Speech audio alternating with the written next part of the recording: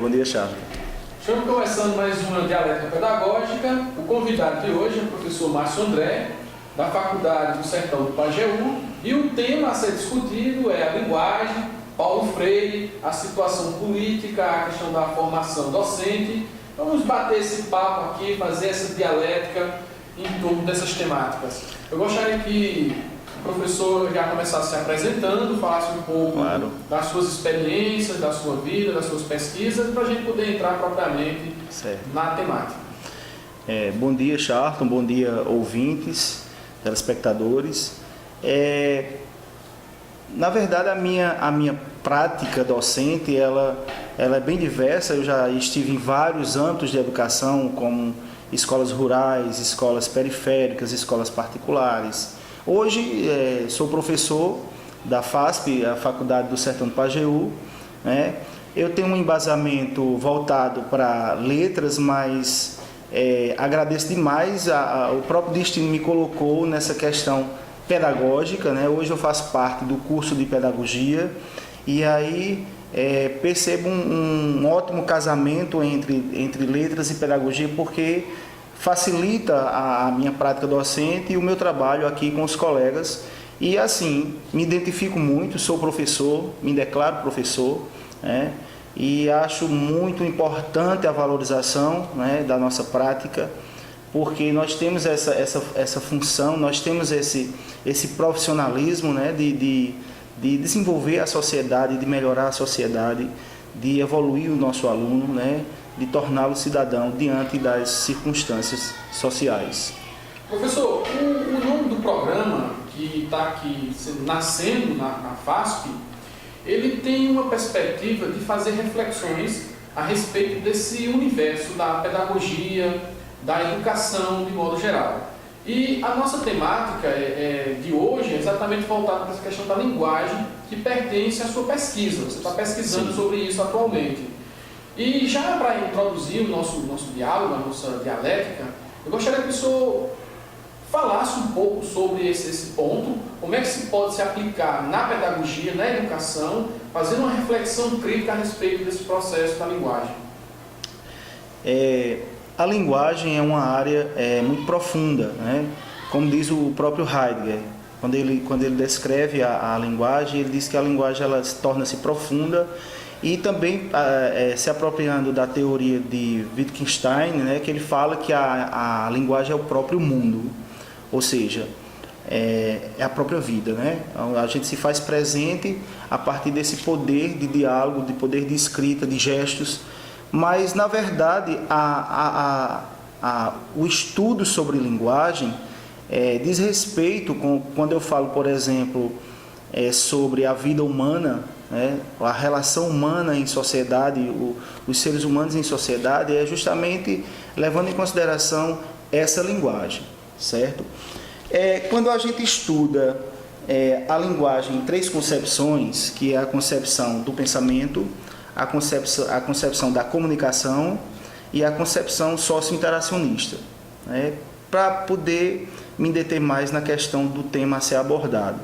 Então, o que seria a linguagem sobre concepção do pensamento, né? Então, a gente vai para a teoria da filosofia, né? O estudo da relação mundo e linguagem, ser humano, mundo e linguagem. E a questão, a condição lógica, como é mostrado isso na obra de Wittgenstein.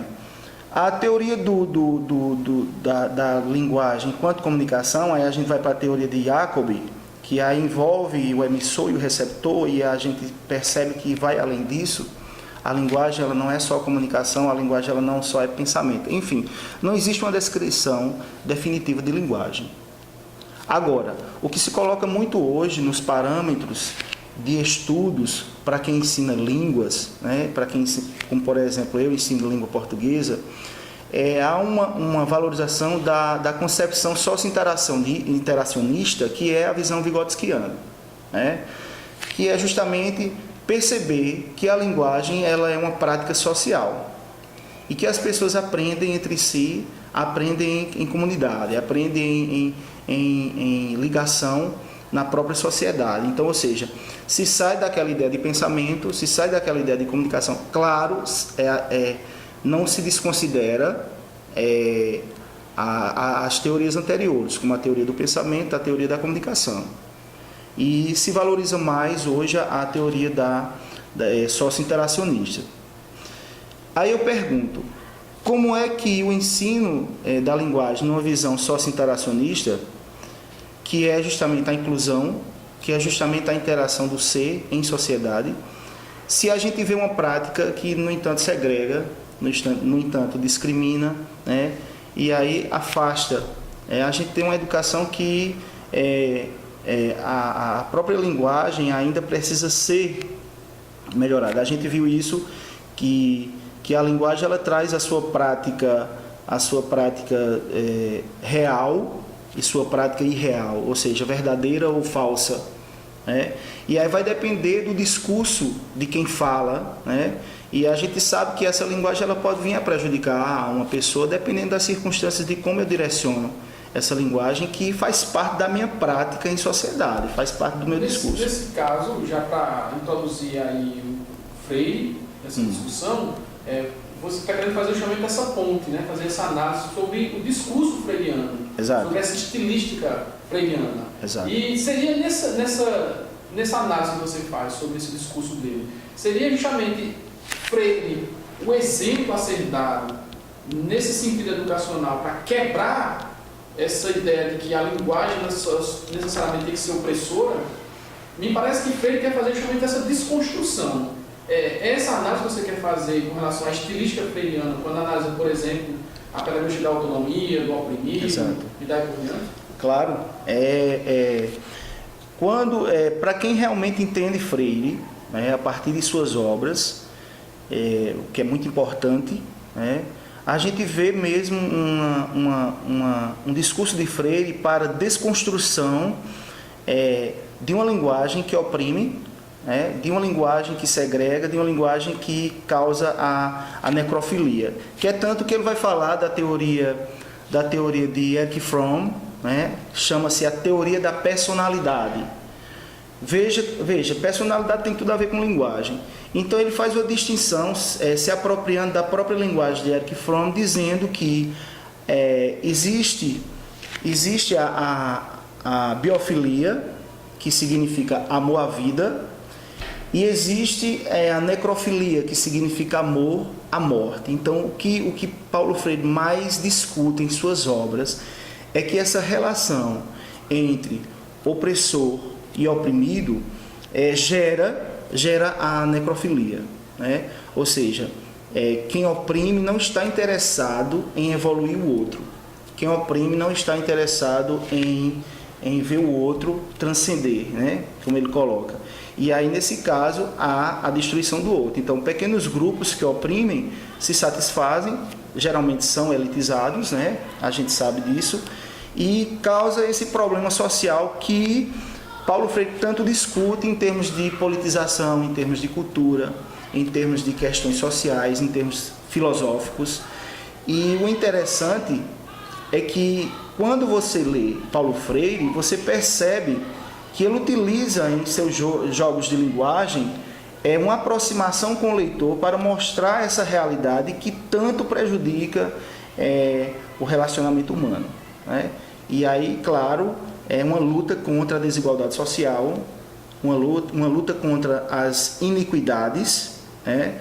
E ele diz que a gente vai melhorar a sociedade, nós vamos melhorar a sociedade a partir do investimento em educação, e que essa educação é capaz de modificar essa relação de desigualdade entre opressor e oprimido. Professor, linguagem é consciência ou linguagem forma a consciência? Isso numa perspectiva freiriana e nos estudos que você vem realizando? A linguagem, veja só, existe aquilo que eu já sei, né? Eu tenho enquanto consciência, né? A linguagem ela vai se articular enquanto pensamento e enquanto realidade social. Veja, então são duas vertentes.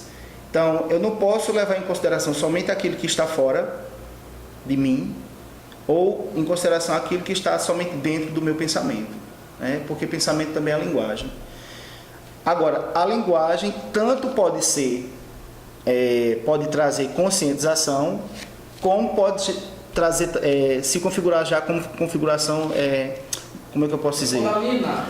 Ela pode alienar, né? Pode conscientizar e pode alienar. E quais aspectos seria de conscientização e alienação? Em que momento acontece, se dará isso? O professor, ele é um dos fatores de alienação ou de conscientização? O professor, ele deve ser um fator de conscientização, que é o que Paulo Freire coloca. Então, se eu trabalho a conscientização, eu trabalho a libertação. Trabalhando a libertação, eu trabalho a autonomia, certo? E aí veja que essa conscientização vai trazendo liberdade para o ser. Então, a linguagem, quando ela é trabalhada dentro de um processo crítico-reflexivo, né, a gente percebe que se cria concepções, se criam conceitos, no entanto, reflexões sobre aquilo. E aí, tende para uma conscientização. Para uma conscientização. Mas então, uma conscientização de quê, professor? A conscientização para a realidade. Realidade em relação a saber viver? A realidade é em relação a construir a personalidade do ser. Porque assim... Então seria uma dimensão mais profunda, não só puramente social, mas de uma condição existencial. Começa pela percepção do ser social, porque a partir do momento em que eu me torno vida, eu me configuro um ser social. Agora eu preciso me perceber enquanto ser social. Me percebendo enquanto ser social, eu preciso historicizar, né? O que é historicizar? É saber que eu estou dentro de um processo da história da humanidade, certo? E não considerar somente reis, rainhas, imperadores, príncipes, pessoas que estão na elite e que dominam. E se fazer presente nessa história. Então, como é que você se faz presente? Então, você se percebe enquanto ser que é capaz, né?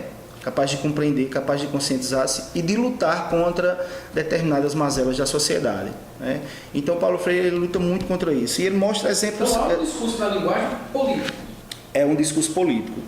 Porque quando trata dessa desigualdade social... Você fala no sentido de injustiça social. Injustiça social, quando fala da questão de opressor, oprimido, isso é uma questão social, certo? Então ele luta aí por uma questão de igualdade. A linguagem resolveria esse problema? Resolveria a partir da conscientização, né? Então não é qualquer linguagem. Não. Linguagem e conscientização. Não. As duas estão imbricadas. Estão imbricadas, exato. É justamente isso. Ele coloca a importância da conscientização. Por isso que ele insiste tanto na questão de desenvolver a educação. Porque só quem pode conscientizar nessa questão assim, no primeiro momento, né, só quem pode conscientizar mesmo em termos de reflexão, de discussão, de libertação, é a educação. Então ele coloca a educação como um processo mesmo assim motivador para o melhoramento da sociedade. E aí ele mostra exemplos claros de insatisfação da sociedade. É uma das últimas obras dele, que são cartas que ele envia, né, ele relata o fato daquele índio que foi queimado em Brasília. Veja, então Paulo Freire ele é uma pessoa muito realista. Ele não inventa história, ele mostra fatos reais e discute aquela realidade, quer dizer, prática dele. Então essa discussão é uma conscientização. Então quando ele se... Então você chamou de historicizar. Historicizar-se, Então quando ele mostra o exemplo do índio que tocaram fogo, que filhos de pessoas da elite tocaram fogo no índio, ele mostra o poder de necrofilia. Ele mostra o poder de desigualdade social. Um outro exemplo que ele dá muito grande também é quando ele fala em pedagogia da autonomia, quando ele fala do lixão em Jaboatão, né, de uma família que se alimenta de pedaços de seios, veja, de um lixo hospitalar. Isso está no terceiro capítulo. Então veja como ele mostra a realidade. Veja como é cruel a realidade. A gente vê uma família passando fome, sobrevivendo de um lixão, né, e sobretudo de um lixo hospitalar. Dois problemas: um lixão, família e uma contaminação, né? Então há uma tendência para a humanização aí, para uma discussão, por exemplo, sobre dignidade humana. Claro. Você poderia dizer, então, que Freire é humanista nessa perspectiva? Claro. Utilizando-se da linguagem como libertadora, conscientizadora e, consequentemente, humanizadora? Humanizadora. Conscientizadora e humanizadora. Então, ele valoriza a condição do ser. Então, quando se fala em ser ontológico, é justamente isso, o melhoramento do ser dentro do ser, né? É interessante essa questão de historicizar-se, porque o historicizar-se não é somente fazer parte da história, enquanto ser ontológico. O historicizar-se é perceber que eu posso atuar dentro desse processo histórico. Veja como ele é profundo nessa questão. Então, quando acontece isso, eu me torno mais um na luta contra essas iniquidades da sociedade, certo? Então, uma coisa que nos angustia muito é que Paulo Freire foi colocado na educação de uma forma muito superficial. Eu estive até discutindo com uma professora do curso de mestrado e eu discordei em alguns pontos quando ela colocou que Paulo Freire só trabalhava aquela questão de aproveitar o que o aluno já traz. Não, não é só isso. Isso é um dos discursos dele, para fortalecer o que ele diz. Então, quando ele discute essa questão de melhoramento da sociedade, ele discute de forma ampla, envolvendo a própria linguagem, que vai envolver tudo isso, né? E ele discute no sentido de valorizar mesmo a educação para humanizar, né? Para conscientizar essas pessoas que muitas vezes não sabem onde estão, né? E para que estão aqui. A gente percebe porque a gente lê, a gente estuda, a gente pesquisa, enquanto que tem pessoas que não têm essa oportunidade. Professor, Karl Marx, o marxismo, atrapalha ou contribui para uma pedagogia mais profícua em relação ao pensamento de Paulo Freire, a Freire em si? Karl Marx ele passa a ser um grande exemplo em termos de conscientização. Então, sobretudo quando ele cria o processo dialético, né, para discutir a questão da luta de classes, né, que ele chama de materialismo histórico dialético, né, é justamente para mostrar isso. Então, quando ele mostra a luta de classes, ele vai mostrar, Karl Marx ele amplia para a gente, são as bases do pensamento freiriano. Então, para chegar a Paulo Freire, então, a gente vai para Karl Marx e percebe que o próprio Karl Marx mostra essa desigualdade, quando ele mostra a luta de classes. E quando a gente vai para Paulo Freire, vê a linguagem puramente marxista. Porque Paulo Freire ele também vai trazer esse reflexo de Karl Marx, reclamar sobre essa realidade cruel, reclamar sobre essa desigualdade, que é uma desigualdade que a gente entende de forma superficial, é preciso entender com mais peculiaridade, porque a desigualdade, quando é uma desigualdade que leva à morte, então a gente tem que ver que sociedade é essa.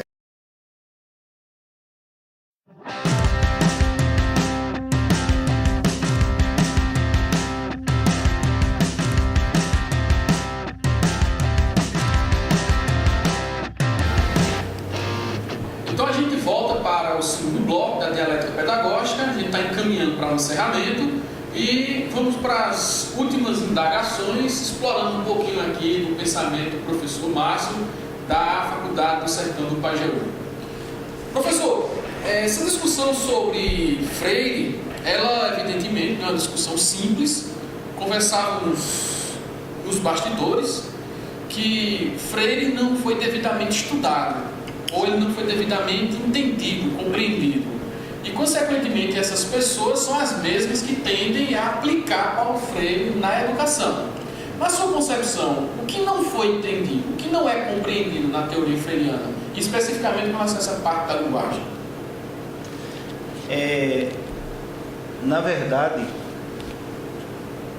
Paulo Freire, como ele fala em favor do ser social, né, do ser humano, e fala dessas realidades sociais, é um autor que se aproxima mesmo de cada leitor. Então, quem lê Paulo Freire não terá dificuldades de compreender a sua teoria, não terá dificuldades de compreender a sua proposta teórica.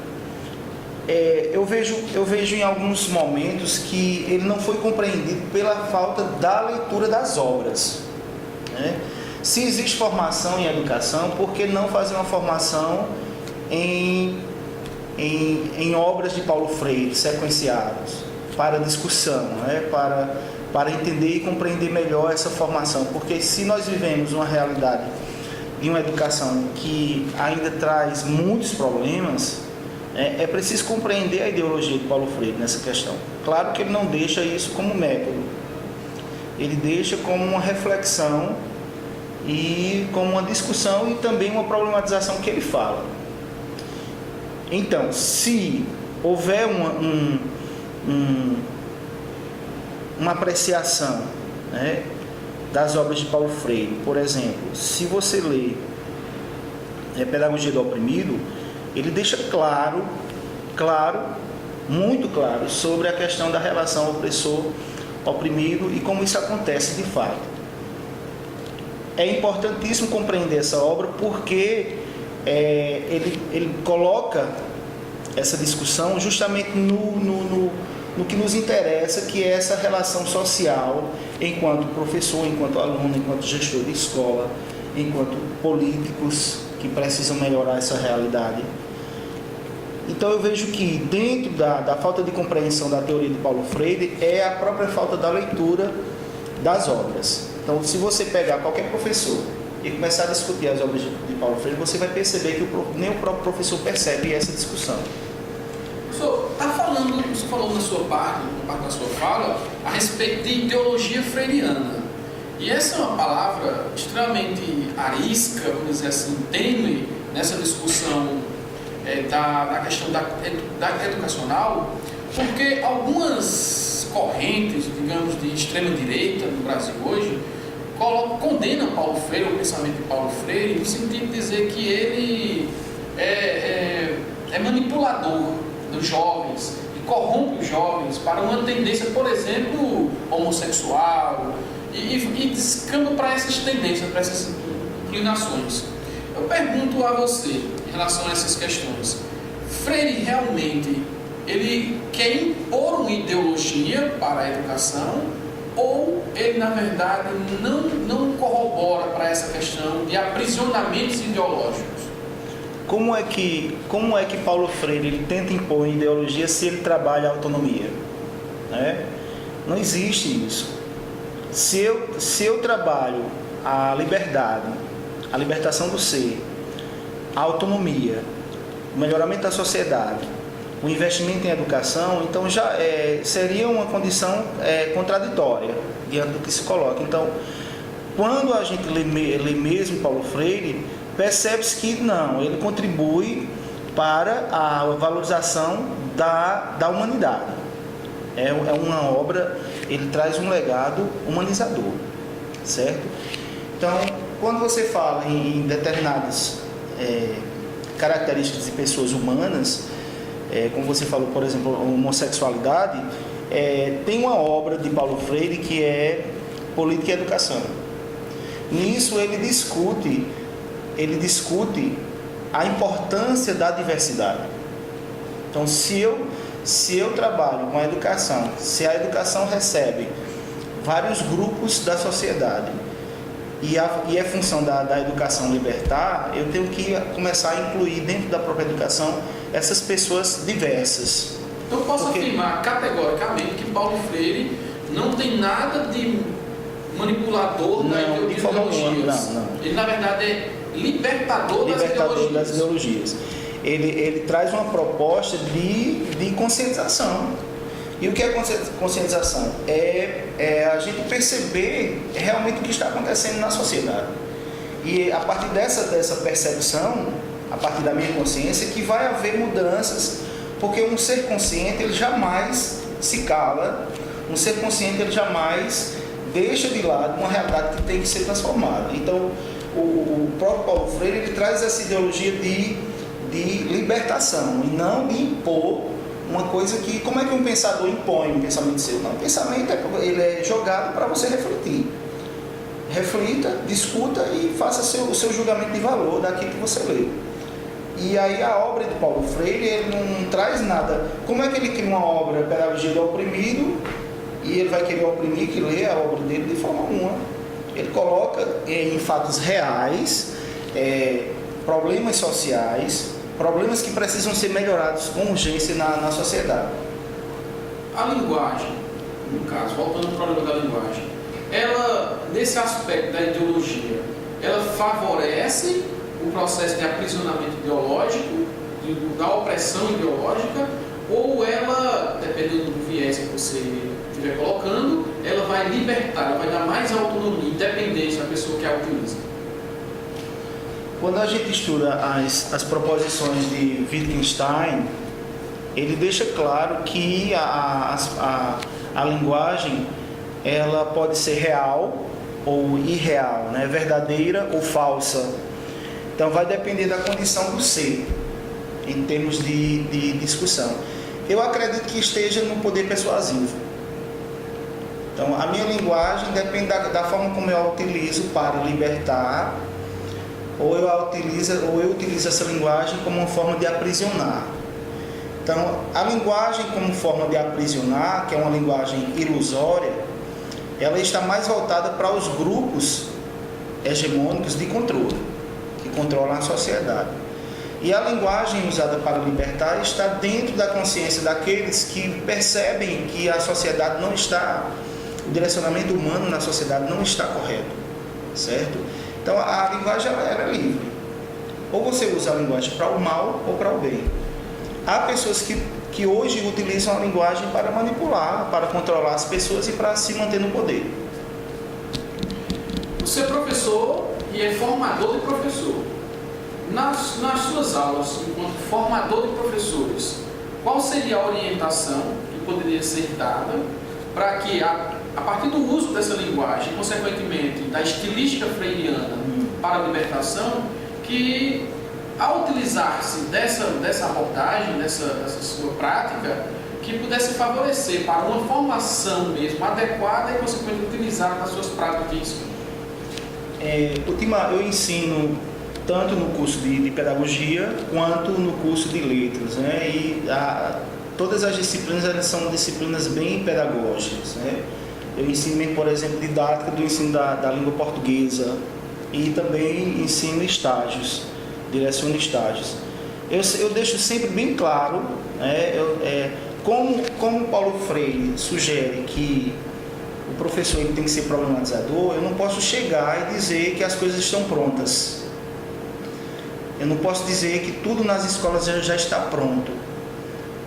Eu oriento o aluno para que ele perceba como é que está essa educação, né? Como está essa sociedade e como esse aluno que vai ser professor, né? Como é que ele vai contribuir para que haja um melhoramento do ser em sociedade, sobretudo nessa questão de dominadores, né? De dominação, dessa desigualdade social. Então, ainda essa semana eu estava discutindo a questão da praxis pedagógica, né? É impossível não falar em praxis pedagógica, que é a questão da ação, reflexão, ação sobre aquilo que você faz. E o professor ele precisa sempre estar nessa prática, ação, reflexão, ação. Refletir sobre sua prática, refletir sobre teoria e prática, casar a teoria e a prática.